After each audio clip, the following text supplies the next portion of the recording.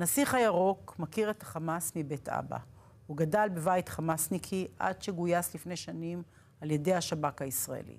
אחרי שפרסם את ספרו בן חמאס, שהפך לרב מכר עולמי, הפך למרואיין מבוקש וגם מאוים מבוקש. אז הוא ירד למדרון האחורי, עזב את הארץ, אבל אחרי טבח אוקטובר הוא חזר בגדול להילחם עבורנו. החליף את שמו, יודע שהוא חי על זמן שאול, כי רבים רוצים לחסל אותו, אבל הוא חדור תחושת שליחות להציל אותנו מעצמנו. הרי הוא מכיר את חמאס הכי טוב.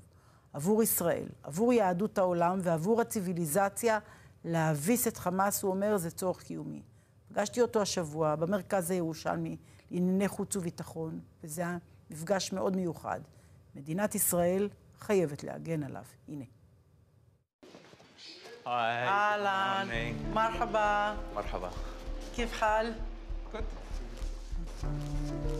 בוקר טוב. It's nice to meet you, Ronnie.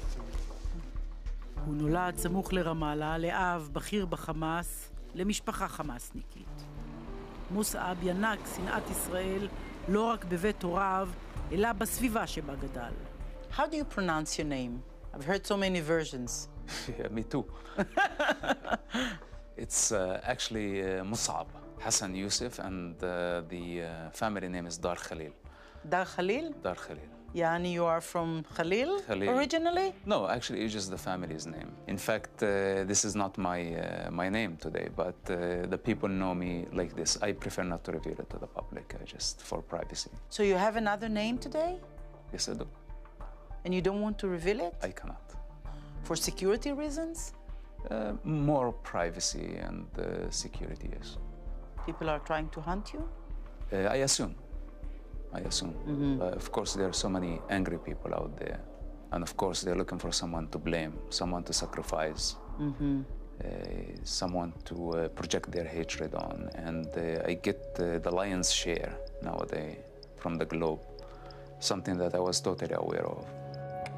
סיפורו יוצא הדופן התפרץ בעוצמה לפני שנים כשפרסם את ספרו בן חמאס.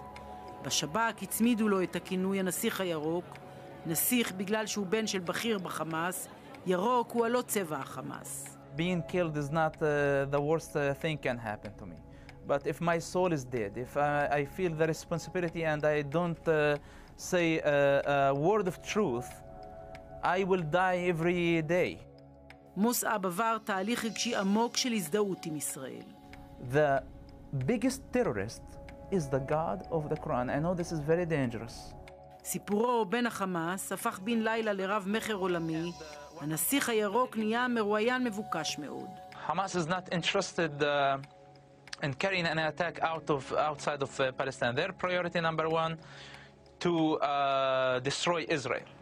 בשלב מסוים, תחת מסע רדיפה, הוא עבר לארצות הברית, קיבל שם אזרחות, וירד מעט למדרון האחורי. קצת שקט. אבל אז הגיע טבח אוקטובר, ומוסעב לא הרשה לעצמו לשבת בשקט. Israel considers what's happening in Gaza a tragedy. It's a tragedy made up by the terrorists that you sympathize with. You know who's fighting for the children of Gaza? The IDF. That is killing Hamas. That is uprooting Hamas so the children of Gaza can have their freedom. מאז ביתר שאת ומאוים, חייו בסכנה מתמדת. After October 7 happened, I had a choice to stay in my quiet place or come back into this mess. And I had no choice but actually to do this, because I call it Dharma, like the path of my life. And I knew Israel is going to get in trouble. Because the type of war Hamas invited Israel, it's a very, very messy situation. You used a very special word. You said the kind of war that Hamas invited Israel to. What do you mean invited Israel to? This is not the first war between Hamas and Israel. Yes. Right? But this is Hamas, the war. Yes. Unfortunately, because Hamas was rewarded in the previous wars. When the war ended, they declared victory, and many countries began treating them as a legitimate organization representing the Palestinians. And this final war, Hamas doubled down, tripled down on their strategy of sacrificing civilians. weaponizing civilians, knowing that if Israel decides to invade Gaza in a ground operation, that is going to lead to only God knows how many civilian casualties. And So they predicted the consequences of their of course, their invasion to Israel. it was very obvious. Like you take an honorable man and they go into fight with a pig. מוסעב מעדיף שלא לחפור בכישלון של טבח 7 באוקטובר. It was not in the interest of the state of Israel to just go on a war, continuous war with Gaza all the time. So there was a blind spot of a kind. Governments, not only the government of Israel and other governments, have been watching Hamas building an army. Why Hamas would build an army? All this was common knowledge, not only to the Israeli intelligence, but also to the CIA and other intelligence services. I can understand also that Israel had a problem, a human problem in Gaza. Recruiting became very, very difficult. Why? Because Hamas ruled Gaza in an iron fist. They like literally killed so many suspects for collaborating with Israel, and many of them maybe were even innocent people. So not everybody is willing to risk their life. Like you did. I'm not saying it was the only motive, and I'm not here sitting to pretend that I am the most moral person on earth. I had choices. They were very difficult choices. Do you have regrets about the past? Do I look regretful? No. Okay. Do you want me to say yes? No. Do you want me to say no? I want you to say the truth, your truth. I wouldn't change anything. You miss your family? Not really. משפחתו של מוסעב עדיין מתגוררת באזור רמאללה. הקשר מנותק לחלוטין. מי כמוהו מכיר את הארגון הרצחני הזה ואת כוונותיו. Do you think that this kind of an attack can come from the West Bank, from Daf al-Gharbiyya to Israel, as it came from Gaza? I cannot cancel any possibility after October 7. There are thousands of armed people in the Palestinian Authority. I consider them as a dangerous entity. I don't trust them. הוא כועס מאוד על הקרע שבתוכנו. מהאויבים אין לו ציפיות, אבל על אלה שבינינו שמעזים להאשים את צה"ל, הוא רותח. This is something I understand to hear it from the pro-Palestine in Europe, which mostly Muslims, influenced by Muslims. I understand their hatred. But when I see some people here in Israel, Jewish people, who know the nature of the IDF and how they do the job, accusing the soldiers who have been risking their lives to defend the nation, not only the government, not only the state of Israel, but the Jewish nation worldwide. This is what the IDF doing. Okay, you have your issues with the government. At least don't use such device. Like in a time of war, this appears to me more of a treason. This is a very serious accusation. It's not acceptable, helping the enemy. And these people need to wake up. It's a big war of legitimacy. The failure in Gaza will have deadly consequences because this is what Hamas wanted from the beginning. When they took the hostages, when they used their own children as human shields, knowing that it's going to delegitimize Israel. So why help them? I am Palestine, and I say it's enough of Hamas. It's enough of the corrupt leaderships that they are killing our people, misleading them to hell. You never been to Gaza, you don't know what you're talking about, so sit down. הוא חושף את עצמו באין ספור ראיונות, מתגושש בעוצמה עם המראיינים, מראיינים שאין להם מושג ירוק מיהו החמאס. She's been there only for a visit, and maybe she had some falafel sandwich, and she really was blown away of the Palestinian experience. There is no such a thing as Palestine. אבל יש להם צופים, ובכך הופך את עצמו למטרה לחיסול חלילה. Since October 7, I personally don't differentiate between Hamas and what's so-called Palestinians. Because actually there is no Palestinians. If they did not have Israel as the common enemy, they would kill each other. What is the alternative? To put a big smile on my face and pretend like nothing is happening while the hostages are dying slowly? You know, look at me. I'm not that far also. I'm just skin on bone as well. You have to live it. You have to be with them in order to represent them correctly. And I'm not the savior of the Jews. I don't pose as that. I never thought I would become famous in Israel. 10 years I was working in secret. Nobody knew about my existence. Revealing my existence, I put a death sentence over my head. Now I cannot walk freely in the United States anywhere without being chased by fanatics and pro-Palestine terrorists. Europe is not safe.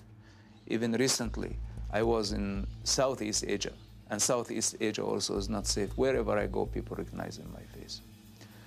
And I know it's just a matter of time before they're going to get me. And I have no regrets. I'm not afraid of them. I'm not afraid of dying. Everybody is going to die eventually. But we have lots of work to do first. If there is anything that I worry about in this war, I know that we can defeat Hamas. And I know that we can change the narrative and that we can change it to our favor. It's just a matter of time, but we need unity. Hamas is counting on division. The all anti-Semites and the all anti-Israel, they are counting on the collapse of the government. I'm not a big fan of politicians. It's not the time to change governments. It's not the time to let the government collapse, because this is a clear message that we have failed and Hamas is succeeding. It's not their business to interfere with the Israeli democratic process. People have the right to protest, then they have the right to go to elections, and early elections if this is the only solution. But I don't recommend that. And I'm not advocating on his behalf, just so you know. I'm just speaking as an independent observer from the outside. Multiple crimes against humanity done simultaneously by the same savage group, and we're still debating whether they are okay or not okay. מבחינתו, גם אם זה יעלה לו בחייו, יש לו משימה חשובה, לאחד אותנו, מצמרר. I personally choose Israel, because if the savages win, all of us are going to pay the price. הוא מנתח את המצב הבלתי אפשרי שאליו נקלענו. I don't know what's the alternative. The government does not have leverage, but the applying force and pressure on Hamas.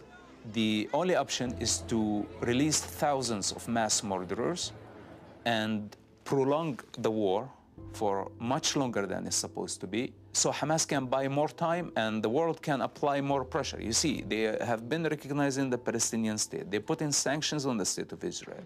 Many democracies are submitting the Muslim population in their countries, trying to please the Muslims at the expense of the Jewish minority by doing the wrong thing, by rewarding terrorism and condemning Israel.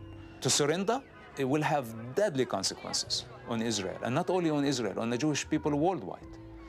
But if we continue this fight for as long as it's going to take, then all the terrorists and their sympathizers will know that Israel will never surrender to the demand of terrorists. So if we can apply a little bit more pressure and have a deal that includes all the hostages, then I am with that. I think it's the most realistic. But the problem, Hamas staying in power. This is a big problem because this means all our effort in Gaza went in vain.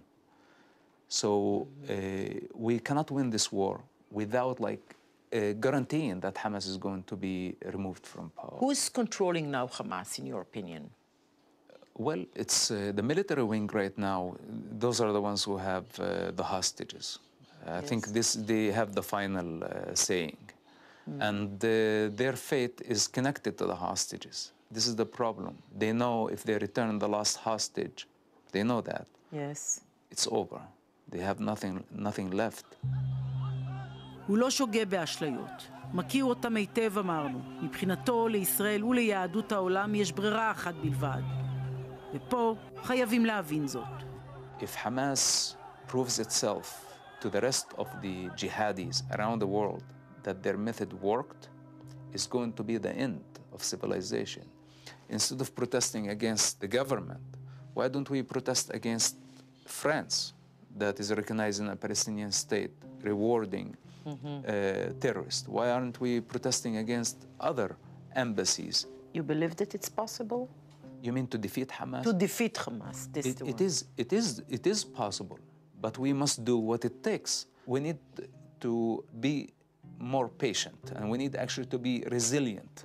When Hamas look at us and see that we are united and we are determined, that we are not going to give up because of this psychological warfare, that we are going to fight all the way, and no matter how it's going to take. And the hostages are very important to us, but also the victory of the Jewish people on a global level. Defeat will have deadly consequences on the Jewish people worldwide. This is my biggest concern at this moment.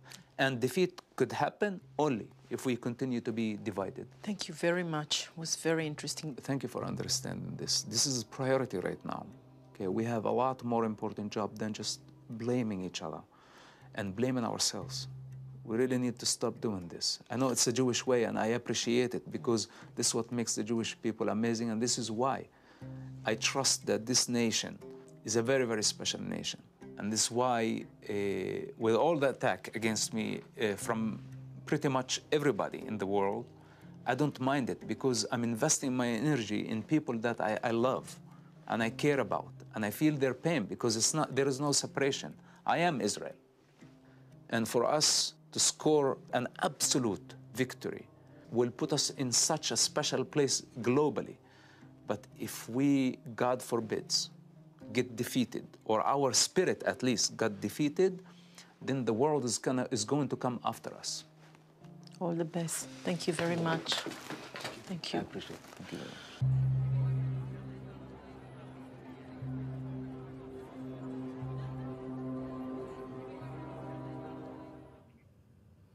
גם פרופסור רבי נמצא איתנו, וגם משה פוזיילוב לשעבר בכיר בשב"כ נמצא איתנו. דווקא נתחיל בזווית שלך. זה לא מישהו שהיה סוכן שב"כ, זה מישהו שהוא...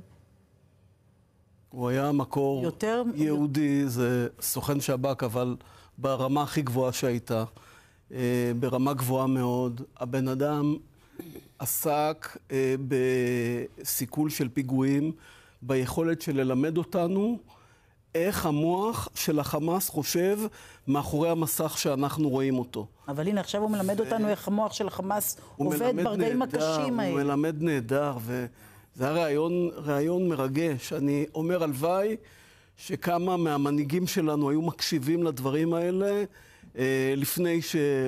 לפני שאת הקשבת להם. כי הוא מסביר בדיוק איך המוח עובד ולמה אנחנו חייבים לנצח. אחד הדברים שמנחמים אותי מאוד, זה שאני יודע שיש מנהיג מאוד משמעותי בעולם שמאמין באותו דבר. הוא אומר לנו, תשחקו בשביל לנצח, או אל תשחקו בכלל, כי הוא מבין את המשמעות של זה לעולם החופשי. ואותו דבר גם מוסא ביוסף מכיר את הדבר הזה, וזה מה שהוא אומר לנו. ועוד דבר, להיות מאוחדים. הוא יוצא נגד ההפקרות המילולית של בכירים לשעבר. זה היום ונורא מה שהם אומרים, והם אומרים דברים שמשמשים כנשק נגדנו בעולם, בכל מקום בעולם, וזה מסוכן מאוד, ואני חושב שהוא יוצא נגד הדבר הזה. זו שהם יודעים את האמת ועדיין אומרים את זה. תראי, אני חושב שהם לא יודעים את האמת. את יודעת, האמת הייתה שהעולם לא שטוח, אבל במשך 2000 שנה נהגו כאילו העולם שטוח, והפליגו בין ארצות. אבל האמת הייתה שהעולם הוא כדור, הוא לא שטוח. העניין עם כל אותם לשעברים, אני חושב, זה שהם במידה רבה חיים את העולם הישן. הם חיים את העובדה שאנחנו חשבנו שהסכסוך הוא סכסוך טריטוריאלי לאומי. הסכסוך, הוא אומר לנו פה, הוא לא טריטוריאלי, הוא סכסוך דתי, הוא סכסוך דתי טוטלי, והוא אומר לנו את הדבר הזה, ואנחנו מסרבים להפנים את הדבר הזה. פרופסור רבי.